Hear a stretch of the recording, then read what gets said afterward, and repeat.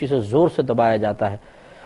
تو پہلی بات تو اس پر یہ کلام ہے کہ جب جبریل امین نے 3 مرتبہ اقرا کہا تو نبی کریم صلی اللہ علیہ وسلم نے جواب میں یہ کیوں کہا ما انا بقاری؟ اس کی وضاحت میں پچھلے پروگرام میں عرض کر چکا ہوں کہ یہ نبی کریم صلی اللہ علیہ وسلم کا جملہ فرمانا اس لیے نہیں تھا کہ آپ معاذ اللہ ثم معاذ اللہ ان پڑھ تھے اور آپ پڑھ ہی نہیں سکتے تھے کچھ، اس لیے آپ نے ایسا کہا۔ اگر ایسا ہوتا تو اللہ تبارک و تعالیٰ آپ کو اقرا کے ذریعے پڑھنے کا مکلف ہی نہ بناتا، کیونکہ جب ایک شخص کسی چیز پر قدرت نہیں رکھتا ہے تو کوئی بھی صاحب حکمت اس کام کا سامنے والے کو مکلف نہیں بناتا، اگر بنانے کی کوشش کرے تو خلاف حکمت کہلائے، اور یہ اللہ تعالیٰ کی شان کے لائق نہیں۔ اس کا مطلب ہے کہ نبی کریم صلی اللہ علیہ وسلم پڑھنے پر بالکل قادر ہیں، لیکن یہاں پر جب ما انا بقاری کہہ رہے ہیں تو کوئی نہ کوئی اور سبب ہے۔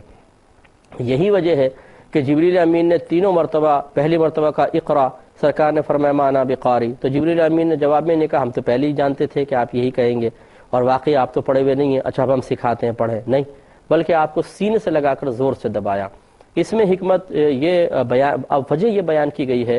کہ نبی کریم صلی اللہ علیہ وسلم جانتے تھے کہ یہ بہت ہی عظیم ایک ذمہ داری آپ پر عائد ہونے والی ہے، اور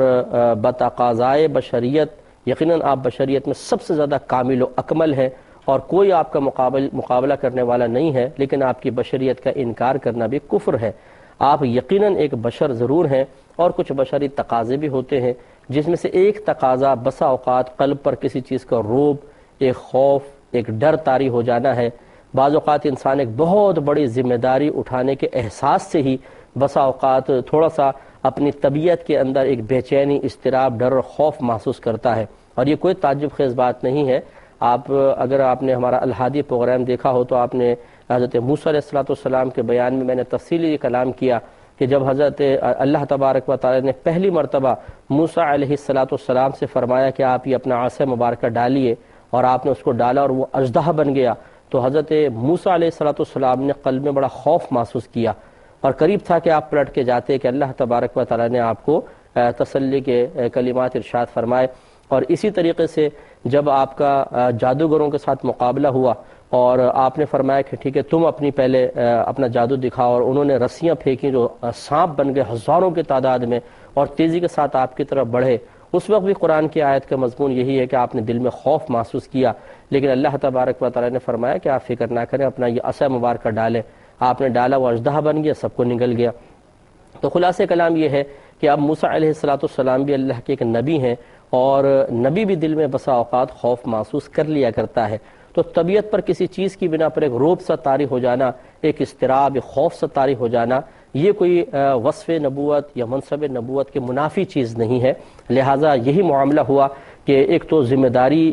بہت بڑی ذمہ داری آپ پر عائد ہونے والی ہے کہ اب اعلان نبوت فرمانا ہے، کفار کی مخالفت کا شدید اندیشہ بھی ہے، پھر ایک نیا ماحول ہے۔ وہ آپ غور و تفکر فرمائیں کہ آپ اور میں تو اس کو تصور نہیں کر سکتے ہیں کہ جو اس وقت عجائبات نبی کریم صلی اللہ علیہ وسلم کے سامنے عالم کشف میں ظاہر کیے جا رہے ہوں گے، کیا کیا چیزیں آپ کے سامنے منکشف ہو رہی ہوں گی، کہ ذرا اگر کوئی روحانی ترقی حاصل کر لیتا ہے تو بعض اوقات اس کو کشف قبور حاصل ہو جاتا ہے، وہ نگاہ ڈالتا ہے تو مردے اسے نظر آتے ہیں، مردوں سے ہم کلامی کا شرف حاصل کر لیتا ہے۔ ایسے بھی درجات ولایت ہیں، اور مطلب جو پوشیدہ چیزیں امور ہیں وہ ظاہر ہو جایا کرتے ہیں۔ تو کیا کیا عجائبات اس وقت نبی کریم صلی اللہ علیہ وسلم ملاحظہ فرما رہے تھے، ان کا ایک روب، اور پھر پہلی مرتبہ وحی لے کر جبریل امین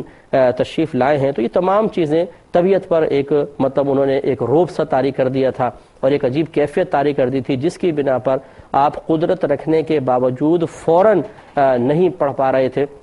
یہ چیزیں تھیں۔ تو جبریل امین نے اسی لیے آپ کو سینے سے لگا کر زور سے دبایا تاکہ احساس اپنائیت ہو، اور وہ ایک روب، ایک جو اضطراب آپ کے قلب پر طاری ہو رہا ہے وہ ختم ہو جائے، اور آپ بالکل نارمل حالت میں آ کر پڑھنے پر قادر ہو جائے۔ تو 3 مرتبہ آپ اسی طرح کیا گیا، آپ کو سینے سے لگایا، زور سے دبایا، تو آہستہ آہستہ وہ ایک طبیعت کا اضطراب، ایک بے چینی جو آپ کے تکلم کی راہ میں عارضی رکاوٹ بن رہی تھی وہ ختم ہو گئی۔ یہی وجہ ہے کہ جب تیسری مرتبہ چھوڑا،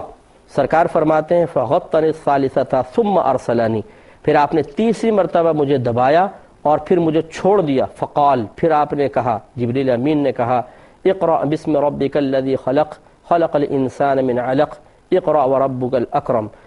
تیزی کے ساتھ اتنی ساری لمبی آیت پڑھ ڈالی کہ اپنے رب کے نام کے ساتھ پڑھیے جس نے انسان کو پیدا کیا ایک جمع و خون سے، آپ پڑھیے اور آپ کا رب بہت عظمت والا ہے، بہت مکرم ہے۔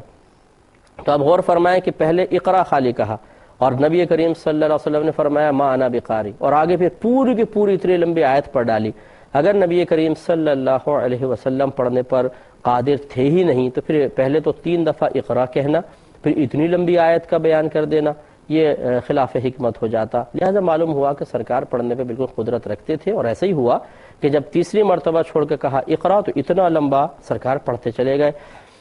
لیکن